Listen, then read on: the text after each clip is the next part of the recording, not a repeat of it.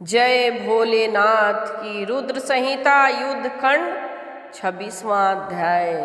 शिव महापुराण कथा। शिव महापुराण कथा सुनकर लाइक अवश्य करें और कमेंट बॉक्स में ओम नमः शिवाय लिखकर दुख दर्द से निवारण पाएं। जय भोलेनाथ की। विष्णु जी के मोह भंग के लिए शंकर जी की प्रेरणा से देवों द्वारा मूल प्रकृति की स्तुति, मूल प्रकृति द्वारा आकाशवाणी के रूप में वेदों को आश्वासन, देवताओं द्वारा त्रिगुणात्मिका देवियों का स्तवन, विष्णु का मोह नाश, धात्री, आंवला, मालती तथा तुलसी का उत्पत्ति का आख्यान। व्यास जी बोले, हे ब्रह्मपुत्र, आपको नमस्कार है। हे श्रेष्ठ शिव भक्त, आप धन्य हैं जो आपने शंकर जी की यह महादिव्य शुभ कथा सुनाई। हे मुने, अब आप प्रेम पूर्वक विष्णु जी की चरित्र को सुनाइए। उन्होंने वृंदा को मोहित कर क्या किया और वे कहाँ गए। सन्नत कुमार जी बोले, हे महाप्राज्ञ, हे शिव भक्तों में श्रेष्ठ व्यास जी, अब आप शिव चरित्र से परिपूर्ण तथा निर्मल विष्णु चरित्र को सुनिए।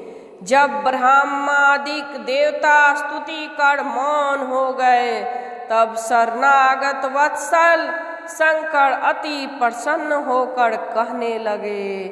शंभु बोले, हे ब्राह्मण, हे सभी श्रेष्ठ देवगण, मैं यह सत्य सत्य कह रहा हूँ। यद्यपि जलंधर मेरा ही अंश था, फिर भी मैंने आप लोगों के लिए उसका वध किया। हे तात, हे देवतागण, आप लोग सच सच बताइए कि आप लोग को सुख प्राप्त हुआ अथवा नहीं। सर्वदा मुझ निर्विकार की लीला आप लोग के निमित्त ही हुआ करती है। सन्नत कुमार बोले, तदंतर देवताओं के नेत्र हर्ष से खिल उठे और वे शंकर जी को प्रणाम कर विष्णु का वृत्तांत निवेदन करने लगे। देवता बोले, हे महादेव, हे देव, आपने शत्रुओं के भय से हमारी रक्षा की है, किंतु एक बात और हुई है, उसमें हम क्या करें। हे नाथ, विष्णु ने बड़े प्रयत्न के साथ वृंदा को मोहित किया और वे शीघ्र ही अग्नि में भस्म होकर परम गति को प्राप्त हुई है, किंतु इस समय वृंदा के लावण्य पर आसक्त हुए विष्णु मोहित होकर उसकी चिता का भस्म धारण करते हैं। वे आपकी माया से विमोहित हो गए हैं। सिद्धों, मुनियों तथा हम लोगों ने उन्हें बड़े आदर के साथ समझाया, किंतु वे हरि आपकी माया से मोहित होने के कारण कुछ भी नहीं समझ रहे हैं। अतः हे महेशान, आप कृपा कीजिए और विष्णु को समझाइए। यह प्राकृत संपूर्ण चराचर जगत आप ही के अधीन है। अतः सनत कुमार जी बोले, देवगणों के इस वचन को सुनकर महालीला करने वाले वह स्वतंत्र भगवान शंकर हाथ जोड़े हुए उन देवगणों से कहने लगे। महेश बोले, हे ब्राह्मण, हे देवों, आप लोग श्रद्धा पूर्वक मेरे वचन को सुने। संपूर्ण लोकों को मोहित करने वाली मेरी माया दुस्तर है। देवता, असुर एवं मनुष्यों के सहित सारा जगत उसी के अधीन है। उसी माया से मोहित होने के कारण विष्णु काम के अधीन हो गए हैं। वह सदा ही उमा नाम से विख्यात है, जो इन तीनों देवताओं की जननी है। वही मूल प्रकृति है तथा परम मनोहर गिरजा के नाम से विख्यात है। हे देवताओं, आप लोग विष्णु का मोह दूर करने के लिए शीघ्र ही शरणदायिनी, मोहिनी तथा सभी कामनाएं पूर्ण करने वाली शिवा नामक माया की शरण में जाइए और उस मेरी शक्ति को संतुष्ट करने वाली स्तुति कीजिए। यदि वे प्रसन्न हो जाएगी तो आप लोग का सारा कार्य पूर्ण करेगी। सनत कुमार जी बोले, हे व्यास, पंचमुख भगवान शंकर हर उन देवताओं से ऐसा कहकर अपने सभी गणों के साथ अंतर्ध्यान हो गए और शंकर की आज्ञा के अनुसार इंद्र सहित ब्रह्मादिक देवता मन से भक्त वत्सला मूल प्रकृति की स्तुति करने लगे। देवता बोले, जिस मूल प्रकृति से उत्पन्न हुए सत्व, रज और तम ये गुण इस सृष्टि का सृजन, पालन तथा संहार करते हैं और जिसकी इच्छा से इस विश्व का आविर्भाव तथा तिरोभाव होता है, उस मूल प्रकृति को हम नमस्कार करते हैं, जो पराशक्ति शब्द आदि 23 गुणों से संबंधित हो इस जगत में व्याप्त है, जिसके रूप और कर्म को वे तीनों लोक नहीं जानते। उस मूल प्रकृति को हम नमस्कार करते हैं, जिनकी भक्ति से युक्त पुरुष दारिद्र, मोह, उत्पत्ति तथा विनाश आदि को प्राप्त करते हैं। उन भक्त वत्सला मूल प्रकृति को हम नमस्कार करते हैं। हे महादेवी, हे परमेश्वरी, हम देवताओं का कार्य कीजिए। हे शिवे, विष्णु के मोह को दूर कीजिए। हे दुर्गे, आपको नमस्कार है। हे देवी, कैलाशवासी शंकर एवं जलंधर के युद्ध में उसका वध करने के लिए शिवा के प्रवृत्त होने पर गौड़ी के आदेश से ही विष्णु ने बड़े प्रयत्न के साथ वृंदा को मोहित किया और उसका सतीत्व नष्ट किया। तब वह अग्नि में भस्म हो गई और उत्तम गति को प्राप्त हुई।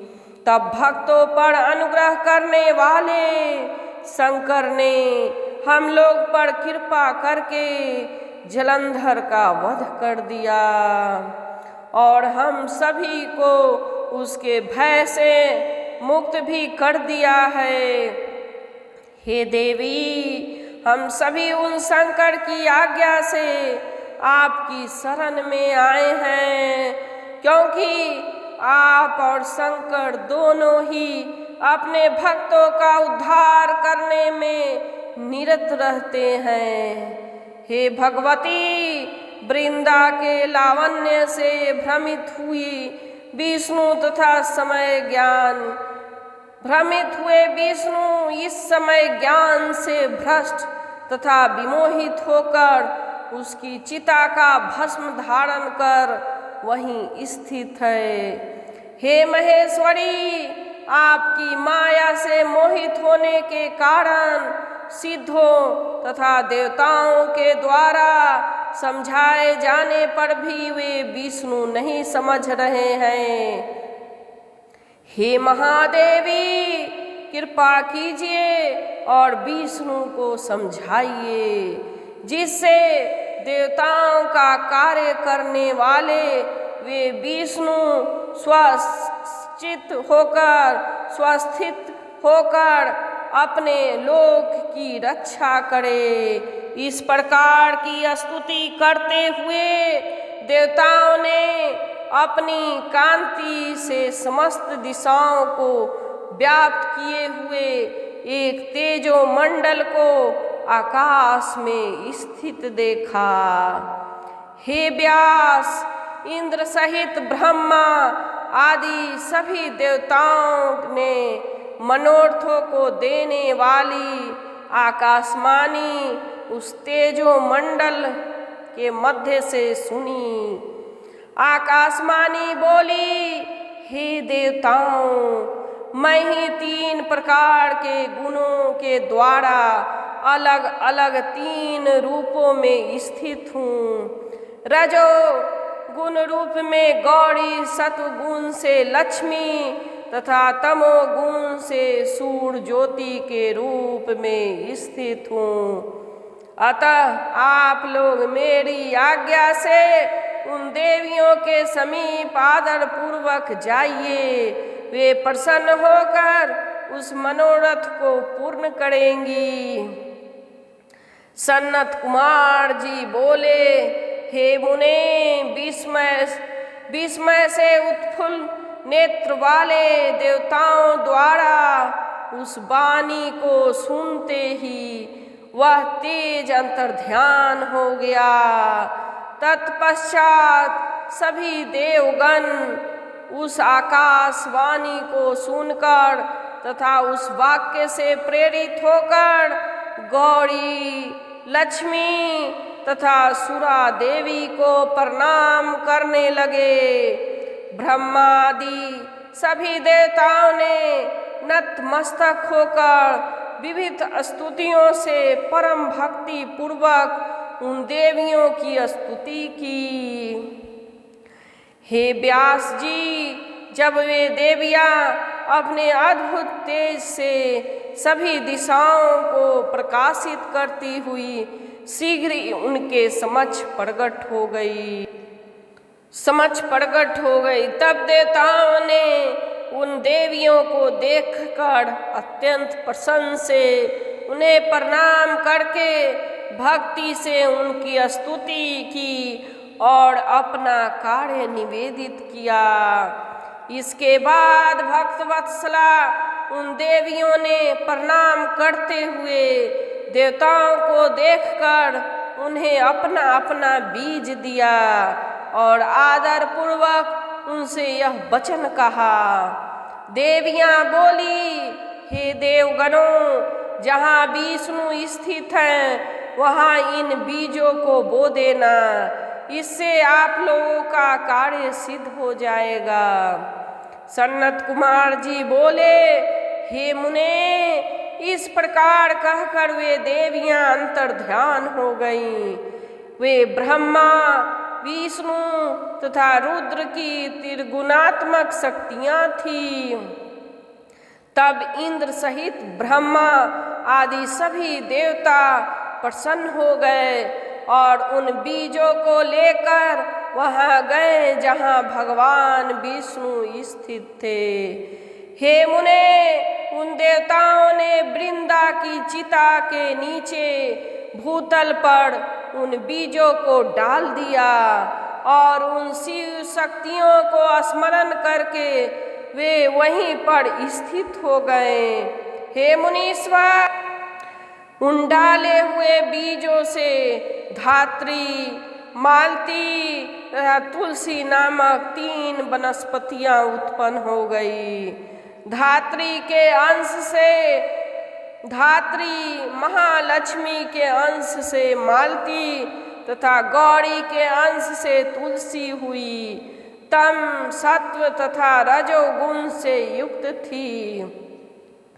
हे मुने, तब स्त्री रूपनी उन वनस्पतियों को देखकर उनके प्रति विशेष राग विलास से विभ्रम से युक्त होकर विष्णु जी उठ बैठे। उन्हें देखकर मोह के कारण कामासक्त चित्त से उनके प्रेम की याचना करने लगे। तुलसी एवं धात्री ने भी राग पूर्वक उनका अवलोकन किया। सर्वप्रथम लक्ष्मी ने जिस बीज को माया से देवताओं को दिया था, उससे उत्पन्न हुई स्त्री मालती इनसे ईर्ष्या करने लगी। इसलिए वह बर्बरी इस गहित नाम से पृथ्वी पर विख्यात हुई और धात्री तथा तुलसी राग के कारण उन विष्णु के लिए सदा प्रीतिप्रद हुई। तब विष्णु का दुख दूर हो गया। वे सभी देवताओं से नमस्कृत होते हुए प्रसन्न होकर उन दोनों के साथ बैकुंठ लोक को चले गए। हे विपेंद्र, कार्तिक के महीना में धात्री और तुलसी को सभी देवताओं के लिए प्रिय जानना चाहिए और विशेष करके ये विष्णु को अत्यंत प्रिय है। हे महामुने, उन दोनों में भी तुलसी अत्यंत श्रेष्ठ तथा धन्य है। यह गणेश को छोड़कर सभी देवताओं के प्रिय हैं और संपूर्ण कामनाओं को पूर्ण करने वाली हैं। इस प्रकार ब्रह्मा, इंद्र आदि वे देवता विष्णु को बैकुंठ में स्थित देखकर उनको नमस्कार कर तथा उनकी स्तुति कर अपने अपने स्थान को चले गए। हे मुनि श्रेष्ठ, मोह भंग हो जाने से विष्णु जी ज्ञान प्राप्त कर शिव जी का स्मरण करते हुए अपने बैकुंठ लोक में सुख पूर्वक निवास करने लगे।